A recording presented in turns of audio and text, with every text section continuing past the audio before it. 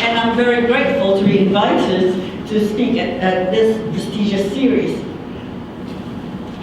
All right. In 1995, an artist named Cai Guo-Qiang set adrift a Chinese junk on the Grand Canal, Venice. The event was for the 6th Venice biennial, marking the 70th anniversary of Marco Polo's return to Venice. Cai filled a junk with Chinese herbs and medicines that Marco Polo apparently forgot to take with him on his departure in 1291 from the port city of Guangzhou. Cai's staging of this epic encounter has drawn intense controversy. An American scholar points out that in some Venetian monastery, there is a record of Marco Polo bringing back some Chinese herbs. But anthropology goes beyond a literal truth to look for meanings in acts of cultural negotiation. At first blush, Cai's installation seems to be an ironical commentary for our times.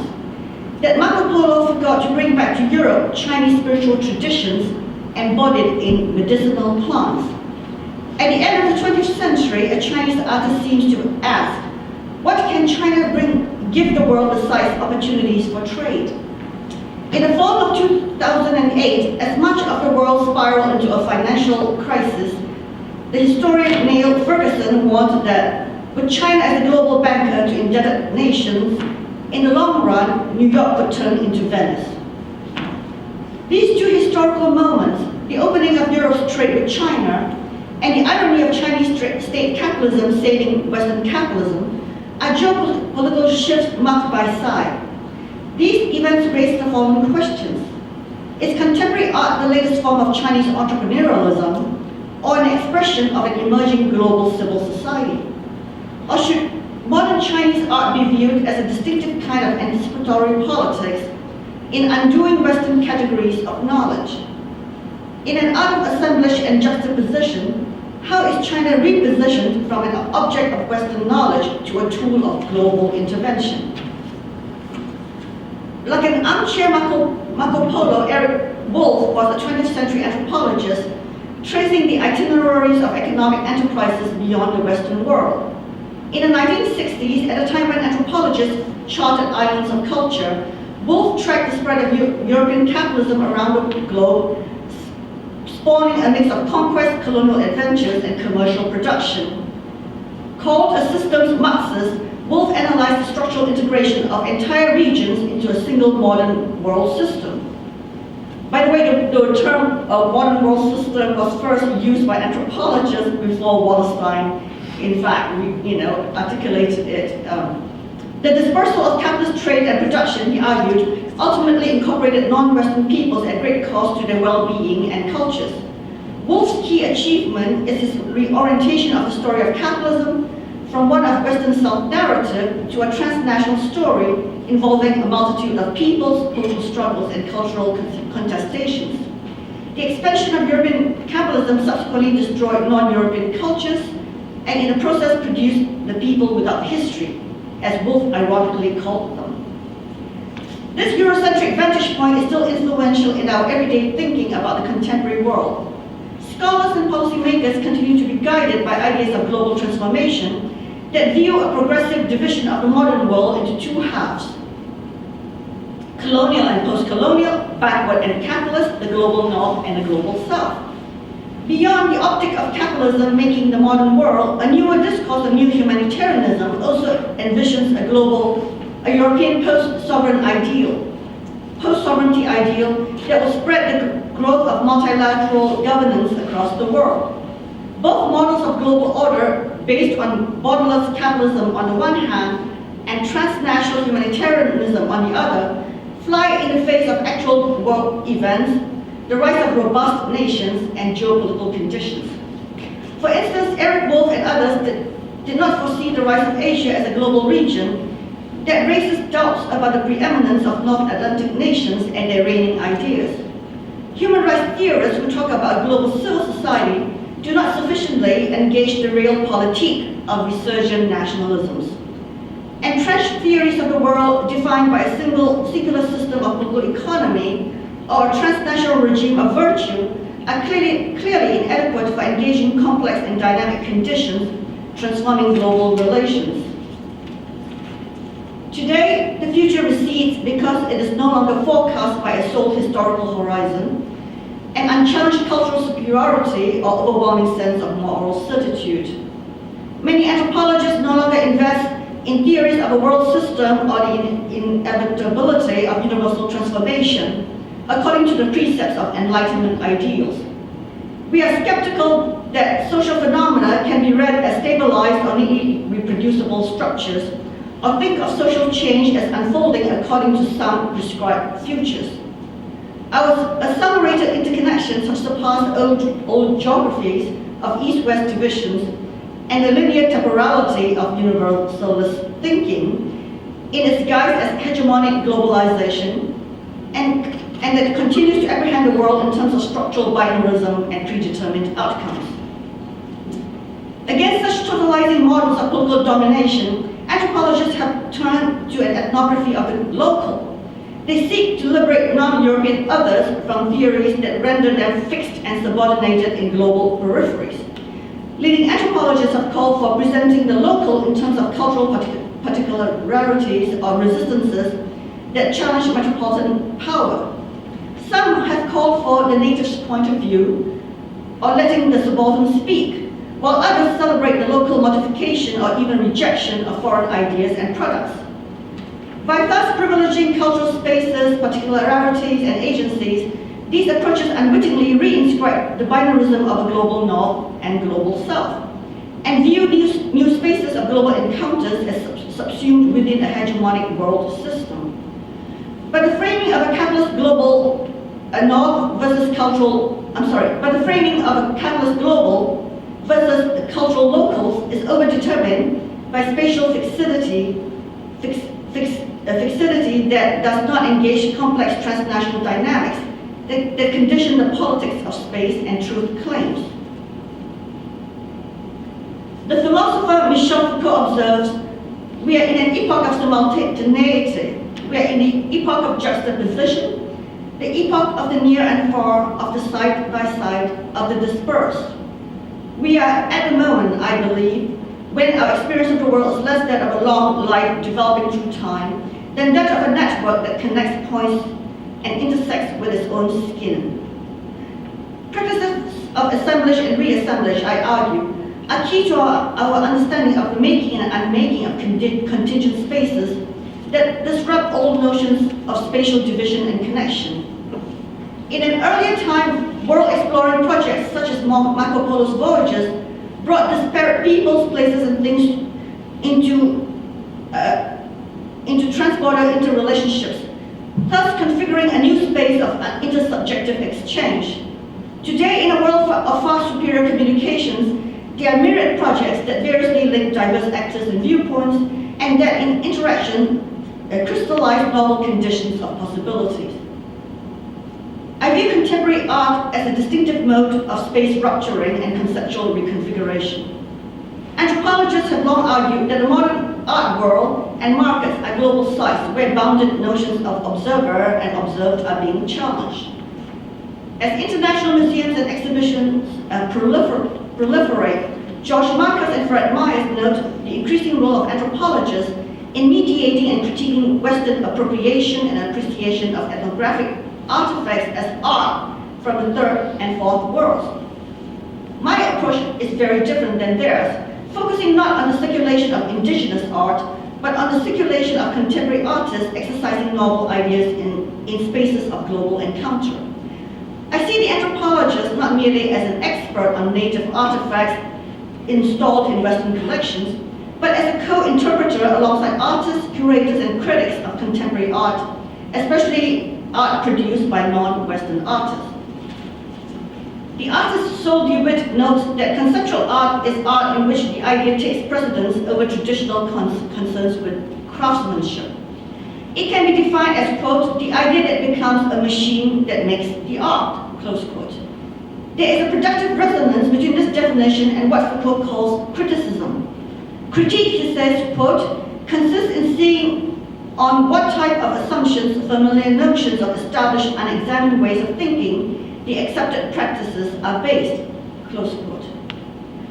Conceptual art, I argue, as both ideas and critique, can be viewed as a distinctive kind of anticipatory politics that engages a given situation as a question. That is, it is an art that simultaneously ruptures familiar modes of reasoning while anticipating emerging problems.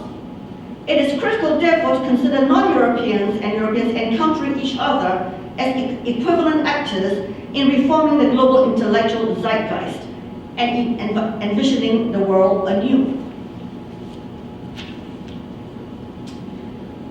Western readings of Chinese avant-gardism either reject contemporary Chinese art, or CCA, as sham avant-gardism, or celebrate it for its presumed cosmopolitanism. A brief account of the global emergence of contemporary Chinese art, or CCA, is in order. In the post-Mao period, Chinese artists had found new freedoms to experiment with Western forms that broke with socialist or romantic realism intended for educating the masses.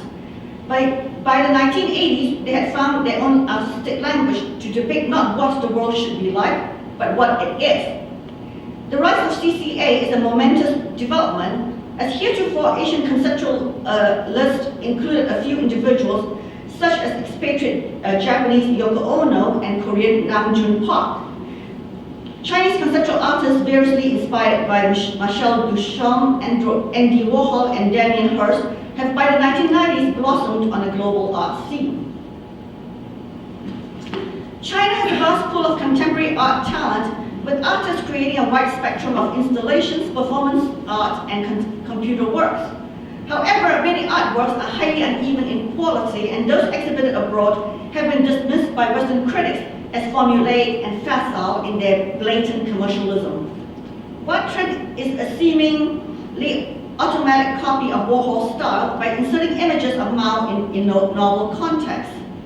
Western observers tend to view Warholian repetitive style in CCA as copycat techniques intended for a commodity economy shaped by the international gallery system. Though Warhol and Jeff Koons have been criticized on similar grounds, they are also often held up as exemplars that dramatize the banalities of affluence, while Chinese artists' citations of pop art of global icons like Marilyn or Mao are condemned as crass commercial opportunism with reduced aesthetic value.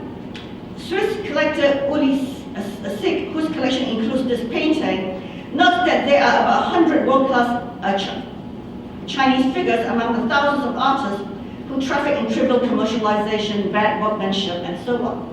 The best works have been snapped up by Western art collectors who have begun to generate a market for CCA in the West. Art biennals further expose the CCA to international audiences, thus increasing the demand by the global art market.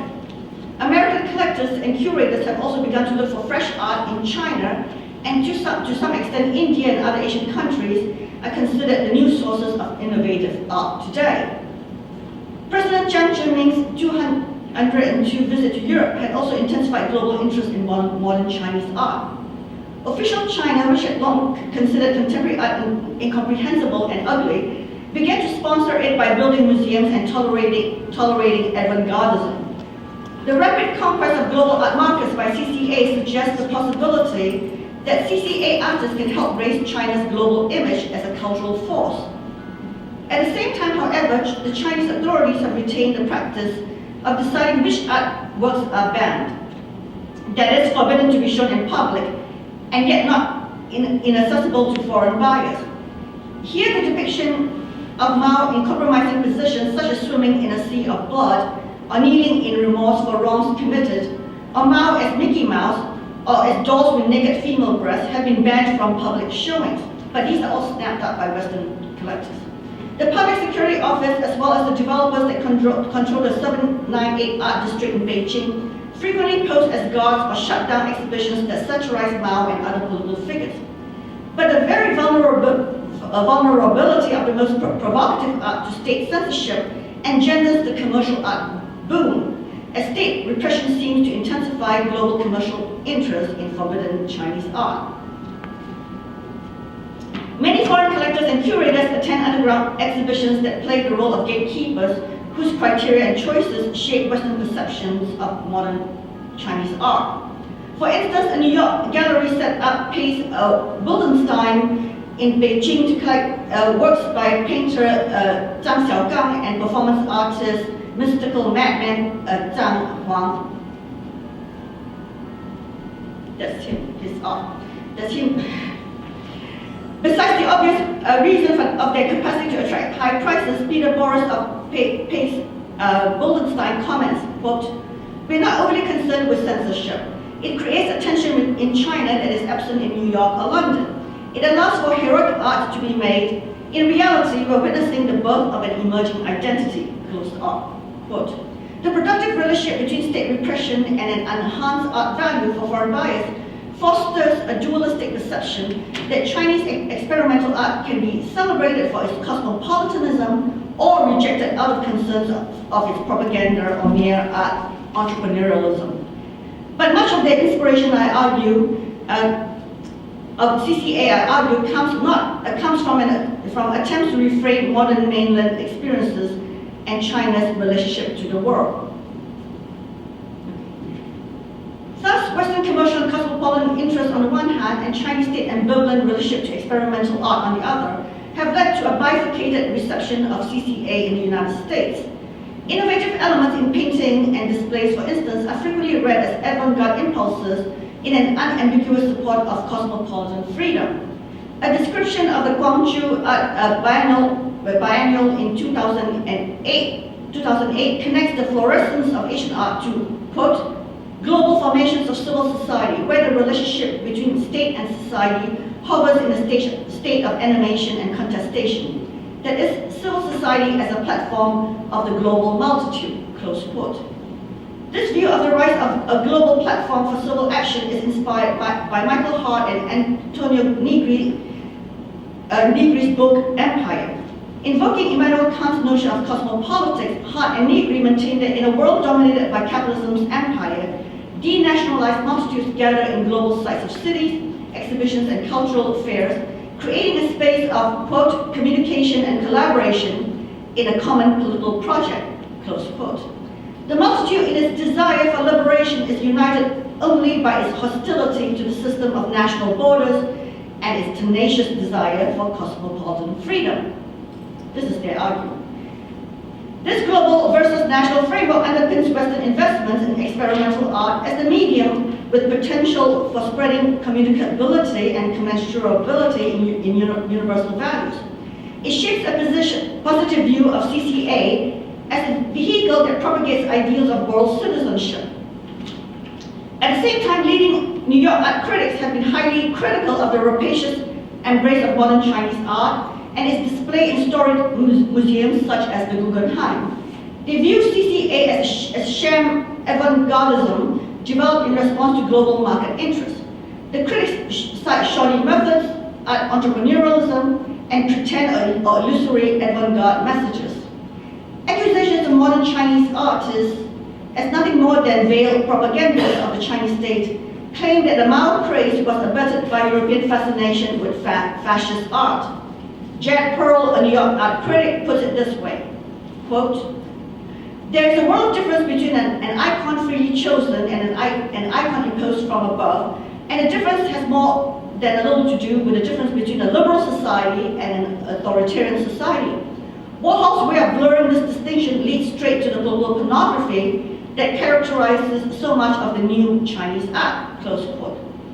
Pearl's judgment echoes the kind of reflexive condemnation in the business world whereby foreign managers wish to remake Chinese workers as neoliberal subjects, but these same workers in China are then criticized as prime examples of neoliberal opportunism run wild. Such criticisms are haunted by the apparent passing of avant-gardism to Asian artists, and a worry that the explosive growth of Asian art markets threatens contemporary Western art. Given that the innovative energy in avant-gardism now arises in the East, will American art critics be able to retain their position as preeminent arbiters in the world of modern art? Furthermore, the indirect style and allegorical tendencies of Chinese modern art are unsettling established aesthetic norms, thus undermining the authority of Western art experts. In short, the overseas displays of Chinese conceptual art have sparked events that arouse both hopes of cosmopolitan commensurability and suspicion of sham art as propaganda. Such contradictory receptions, I argue, are framed by Western obsessions and fears of East Asia as an object of insurmountable difference. On the one hand, there is the insistence on the international relevance of neoliberal, New Enlightenment projects now taken up by the people without history or from the heretofore periphery. On the other hand, there is the expectation that Chinese experimental artists must take upon themselves the tormented legacy of modern Western European history. Indeed, Chinese experimental artists use their works to interpret historical events. Marco Polos return to Europe, the end of the Cold War, 9/11 and the rise of China, to index shifts in global and national orders. The question therefore becomes one of how conceptual Asian art in global context can change Western perceptions of China and a Chinese role in reshaping the global. What are modern Chinese artists bringing to the West that Marco Polo did not? Instead of viewing non-European artists as cosmopolitans or propagandists, we can regard them as catalysts of shifting geopolitical perceptions. Adorno's analytics of the political are recast by Esther Hammer as an anticipatory politics that responds to social configuration and reach in a condition of social uncertainty and exception. As a form of micropolitics or immanent critique, Martin J. remarks, anticipatory politics, quote, neither papers over contradictions nor forces, and does not even point to their positive or facile resolution. It is an ethical practice that, quote, gains liberation by defying the reduction of experience to the concepts that defined it, close quote. I view conceptual art as a distinctive form of anticipatory politics that confronts existing social arrangements through border-rupturing experimentations.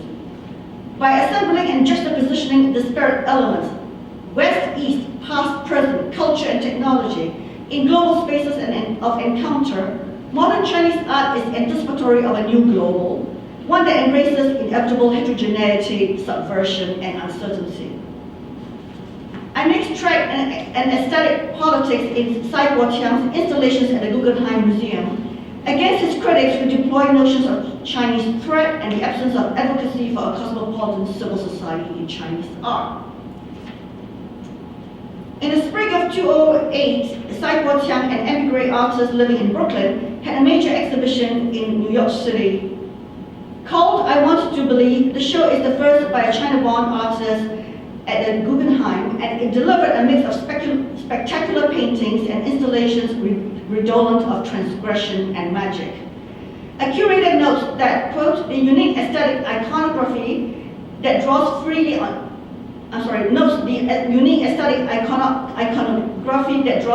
Chinese medicine, maritime history, Taoist cosmology, fireworks, and Maoist revolutionary tactics. There's no time for me to go through the exhibition, which is extremely complex, including Cai's famous paintings by gunpowder and spectacles by fireworks. Cai has been viewed as an alchemist spinning gold out of dust and dirt. He also converts American view of China as a cultural desert to an impassioned debate about the nature of Chinese experimental art. Is Cai a master of Chinese avant-garde opportunism or an authentic champion of artistic freedom? In April 2008, I walked into a crowded audience at the Guggenheim to observe this exhibition, I Want to Believe. People were craning their necks to look at a chain of American automobiles tumbling from the ceiling. Electric light rods protruding from the cars emit flashing lights, thus heightening the image of a sequence of car explosions. This vertical installation is called Inopportune Stage 1, indicating the imagery related to acts of terrorism and the violent uses of American technology. In another room, there's a wooden Chinese boat, its surface studded with approximately 3,000 arrows, that is also suspended from the ceiling. Attached to the bow is an electric fan blowing a red Chinese flag. The museum copy notes that the work alludes to a legendary story involving a Chinese general, Zhuge Liang, who provided a lesson on the importance of resourcefulness and strategy. In order to produce tens of thousands of arrows for an impending battle, Zhuge had his men fill 20 boats with straw figures and send out just before dawn. War drums attracted the enemies who fired arrows into the straw dummies and thus effectively delivering Zhuge with weapons.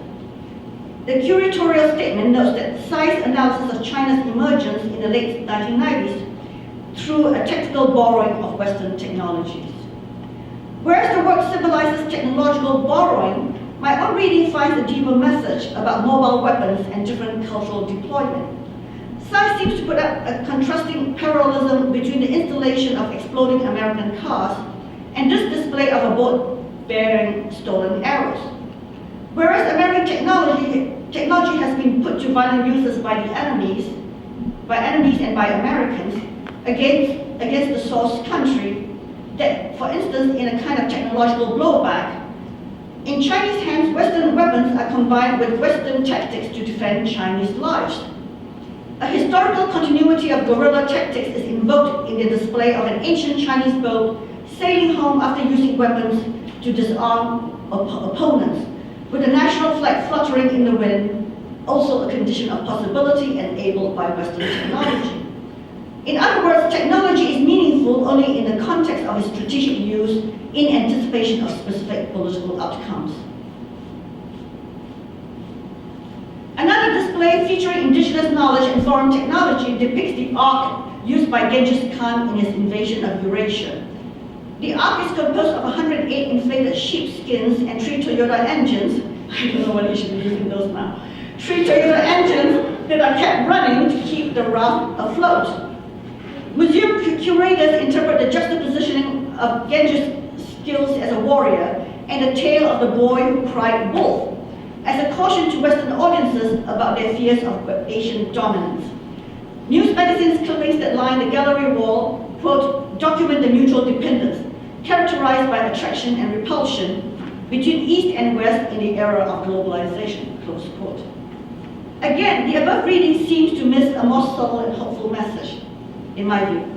Asia's historical resourcefulness in using technologies from different sources is exemplified by Genghis Khan's success in enlarging his dominion.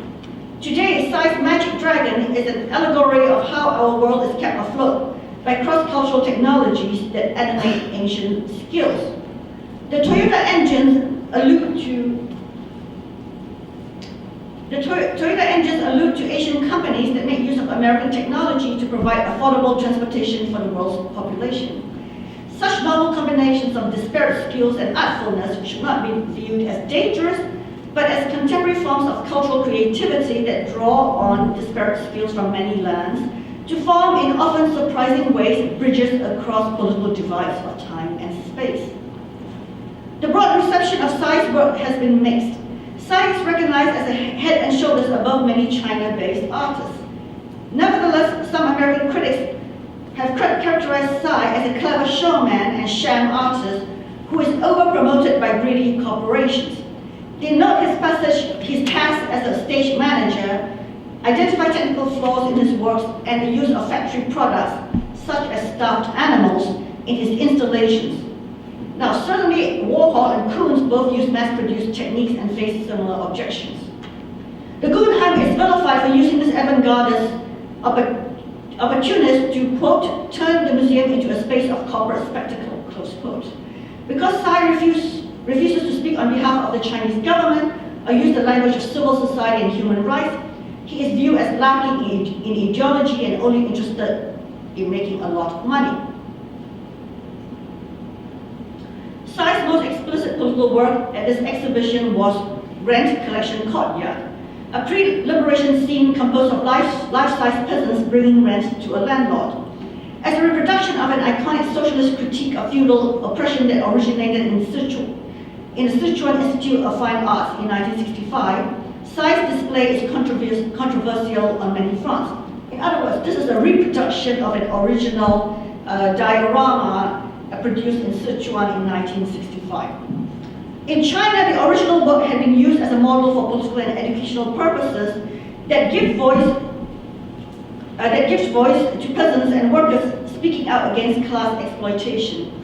In 1999, the director of the Venice Biennial asked Cai to reproduce a small-scale version of Rent Collection Court, perhaps as an ironic appropriation of what Westerners view as a Maoist propaganda showpiece.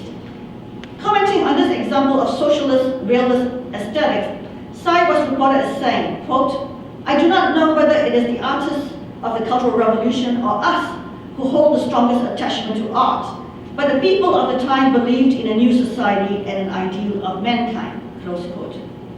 Invoking this quote, Pearl, the American critic, condemns Cai for his Stalinist double talk in suggesting that only, quote, proletarian art, the people's art, is real art, and therefore seducing the mass audience that visits today's Tonia museums. These artists have pulled off a feat unprecedented in modern history. They have figured out a way to be communist fellow travelers and capitalist fellow travelers at the same time, close quote. Here is an instance of an impassioned reception that sees the world in black and white terms. The liberal West has free subjects. Totalitarian China has robotic propagandist artists. Global spaces are now dangerously connected by copycat Chinese artists and greedy American collectors and curators who abet and showcase them in Western centers of prestige. Pearl's rancor is framed by an Orientalist perspective, incapable of viewing East Asian subjects as having independent thought, creativity, and political agency. The overseas activities of Chinese artists are rejected as propaganda efforts, quote, to aestheticize the catastrophe of the Maoist revolution and hoodwink free people everywhere with the aesthetic virtues of totalitarian art, close quote. While a conceptual art need not coincide with the intention of the artist, good experimental art unfurls a chain of ideas that takes us to different conclusions. Cai's comments about the artists who built the original courtyard project recognize their authentic passions, but such empathy for the original artists who championed the suffering masses need not be read as automatic support for the totalitarian regime that followed. First, the relocation of the courtyard scene in a startling different way challenges the claim about a restaging of state propaganda.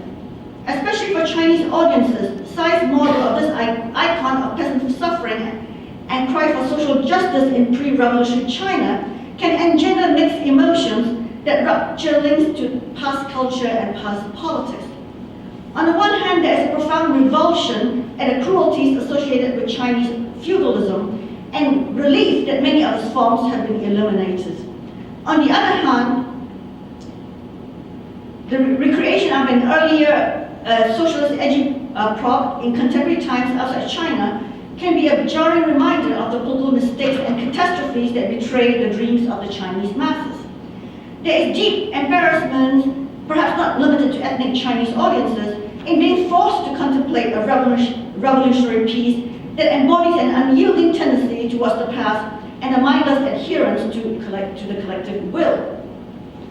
Furthermore, a close inspection of the display discloses that the figures can have been constructed of clay and wire, a technique that shows them go through various stages of crumbling. This is the bad technique that's been criticized. But as I'll say, that this technique is in fact intentional. It is the disintegration of both the peasant and rent collecting figures, a subtle performance of the disintegration of the socialist realist dreams over the passage of time. By assembling a propaganda icon in a novel context while exposing its material form to the natural conditions of deterioration, Cai's project subtly erodes Maoist thinking and juxtaposes feudal violence with the larger revolutionary violence that haunts this work. In Cai's hands, Rent Collection Courtyard is stripped of its original power, and in its undisguised banality in a Guggenheim, the scenario becomes a message that the revolutionary past and its utopian dreams should be allowed to fade away.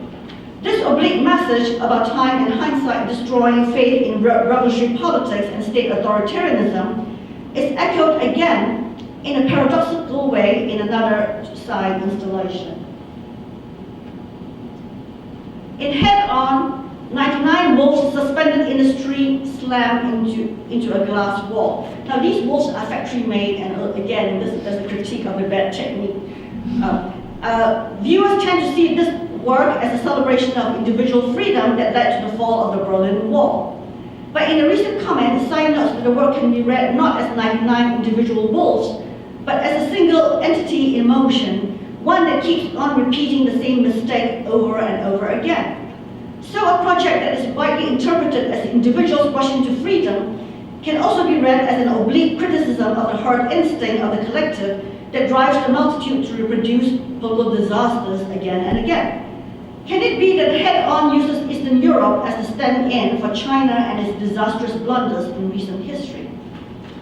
Although foreign audiences frequently miss the complex links to traumatic events and revisionist remembering of recent Chinese history, artists like Tsai trouble Western perceptions of and demands on Chinese art to perform according to their political assumptions. By challenging established thinking about time and space, Tsai enacts a form of aesthetic politics in global sites that anticipates emergent experiences of the global. American curators who defend Tsai want to promote Asian artists as emigre artists whose art expresses cross-border freedoms and contributes to Western ideals of cosmopolitanism. However, leading Chinese artists refuse to give comfort to such assumptions about commensurable cosmopolitanism. Arthur Lubrow, a New York Times journalist, notes that Tsai is a global citizen who both discomforts his country but is also very patriotic. And yet, Chinese artists stir unease because of their attachment to China as the motherland. Whereas in the conventional anthropology of art, the focus is on the authenticity of primitive objects, here we have a new global situation where the problem is focused on the authenticity of the modern artist, and a criterion that does not go with being an authentic Chinese subject as well. Such conceptual compartmentalization compels artists to swerve between being framed as genuine avant-garde artists, therefore cosmopolitan, and as authentic Chinese, and therefore unattractive Chinese patriots, but not be both at the same time.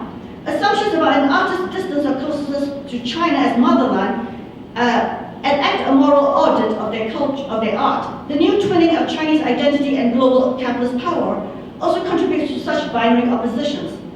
The question of what is Chinese in Chinese contemporary art is thus viewed as a source of geopolitical apprehensions as well as global market value.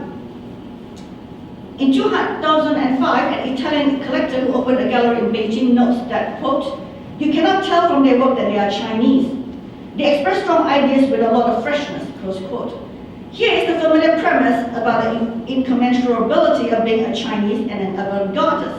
Thus, Chinese artists have had to manage perceptions that they are only interested in commercial benefits and or propagandist influence overseas. In Western contexts, many artists claim their Chineseness. Many Chinese artists have to claim that their Chineseness is incidental to their art, even when global markets want art from Chinese artists. It's crazy. At the same time, the very Chineseness in CCA has been an irreducible part of their cultural appeal to Asian collectors who may otherwise have been indifferent to experimental art.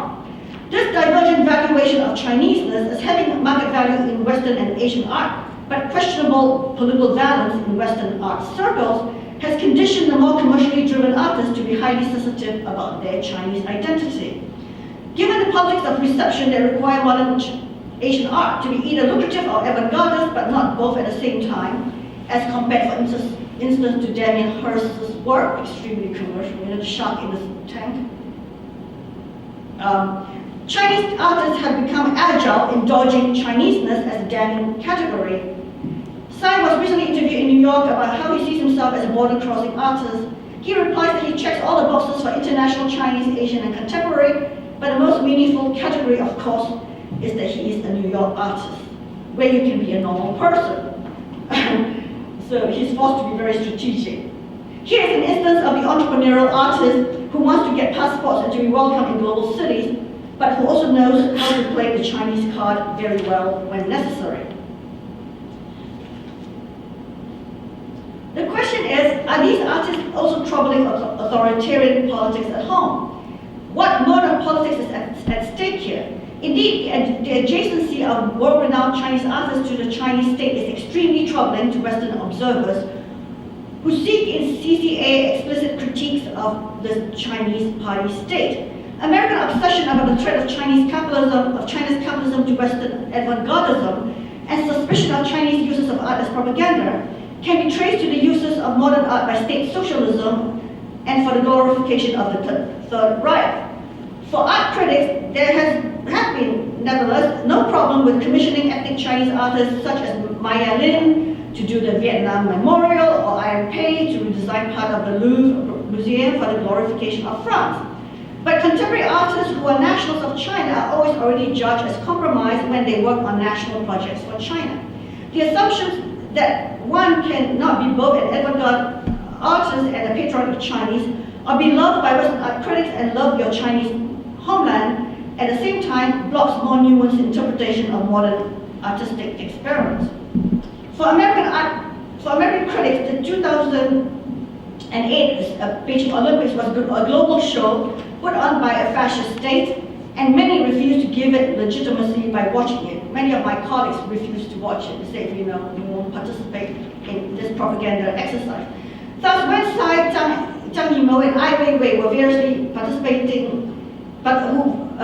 participated in staging the Olympics, they were judged as selling out. Critics claim that by taking a position of adjacency to the state, they lend their talents to the glorification of China itself. But one can also read the involvement of leading artists as a way to convert a nationalist show into a reimagination of the global. Zhang Yimou, the film director in charge of the Olympics cultural performances, say, quote, "The Olympic circle is round," he said, "the national stadium is circular. There is a circle in the sky, Tsai orchestrated the fireworks. The circle in the sky, the circle is very important in Chinese thinking. The sky is round, the earth is square. Round symbolizes limitlessness, also fullness and completeness," close quote. In the opening ceremonies, Tsai orchestrated a firework spiral that suggests a dragon unfurling out of the bird's nest. That is a pyrotechnical display of China's spectacular but peaceful rise in consonance with the Olympics theme of one world, one dream. Such a legend issued by another country would be considered benign, but a gesture to the Olympics global spirit, or a gesture to the Olympic global spirit. But these Chinese displays have been received as a contamination by the state and not as a cultural celebration that anticipates a globality of spirit transcending the Chinese nation. Chinese art in shaping global encounters that do not necessarily produce the kind of commensurable politics Western progressives associate with their ideal of a global society. As anticipatory politics, experimental art tends to expose differences and conflicts, to generate conditions of possibility for new forces that do not fall neatly into a pre-given institutional form. For instance, Chinese artist Ai Weiwei, who collaborated in the design of the bird's nest, had collaborated in the design of the bird's nest, but he disputed the image of new stadium as a container of Chinese culture or launching pad for China's political glory. I says that the design of the stadium represents emptiness and that the conception was, quote, free of any obstruction of traditional notions, close quote. His refusal of Chinese elements is an interesting contrast to Tsai's redeployment of the same in his art. But Ai's iconoclastic move is to break from contemporary Chinese politics. Quote, "We must bid farewell to autocracy," he says, in a struggle, and you see a struggle that's depicted in the elliptical web of steel columns that seems to be straining to contain intense activity within. Jacques Herzog of the Swiss Herzog and the Muren firm that built the structure notes, quote, "The building is made to be open. It is a work of public sculpture," close quote. Although the Chinese government has built a fence around it, the bird's nest anticipates a new politics of public space in sharp contrast to the massive surveillance of the Tiananmen Square. I feel that the state has temporarily misappropriated the symbolism of the National Museum, Clearly, the designers viewed the bird's nest as a free-flowing structure, a redolent of Taoism, it seems to me, that transcends the private device and that reaches beyond national barriers for a new global openness. The vector of ideas unleashed by Cai and Ai's works disrupts Western binarism and fears of Asia to suggest a new configuration of global possibilities. Their projects are always situated within historical events. I've mentioned Marco Polos' return to Europe, the hydrogen bomb, Hiroshima, and so on, as symbols of the arrival of a new global era. Asia as an object of Western reflection is being taken up as objects of aesthetic revision and intervention in our confrontation with global realities. China's leading public intellectual Wang Hui has observed, quote, "With Cai, China or Asia is no longer an object of Western eyes. Cai does not objectify his own experience and tradition, but rather methodolizes them in order to observe the world in which we live. Precisely in striving to turn China and Asia into a method, Cai's style as an aesthetic catalyst draws on a literary tradition of using civilization to oppose savagery. For this reason, perhaps Cai can be compared to a traditional Chinese healer, a conjurer of possible futures out of the unpromising detritus of materiality, culture, and history. Marco Polo opened a route to China, but we are still grappling with the concepts of the world as an interconnected mutuality. Contemporary Chinese artists actively juxtapose Chinese and Western idioms in works that rupture and animate the global as a problem space of ideas. CCA intervenes in the power relations of global representations. As a distinctive form of anticipatory politics, Chinese art, in addressing our global wounds and existentialist crisis, our loss of old certainties in politics and beliefs, unleashes a spiral of new ideas. Artists like Cai take spatial and mystical leaps that do not follow logically from sociological causes and connections. The mobile art of anticipatory politics, through its novel combinations or recombinations and disjunctures, can heal global wounds while also forecasting plausible global futures. Chinese artists subvert all categories without being frozen into a political stance of being for or against China. Experimental Chinese art problematizes established notions of global civil society and avant-garde politics, while proposing new ways of thinking that do not settle for predetermined resolutions or outcomes. Because anticipatory politics operates in the vector space that takes multiple sites as points of reference, it makes conflicts more visible and engages in a continuous criticism of institutionalized relationships. It crystallizes conditions for re-envisioning the world as heterogeneous and always in motion. In closing, I call for an anthropological engagement with art criticism that both interprets the art objects individually, but also critically engages with interpretations of non-European refigurations of the global. As rooted cosmopolitans, mobile artists cannot be reduced to stereotypical figures of a global civil society or of a particular culture or state. Poised at the junction of nations, their novel reassemblages of disparate cultural elements are involved in a continuous interrogation of received categories that have long frozen our picture of the world.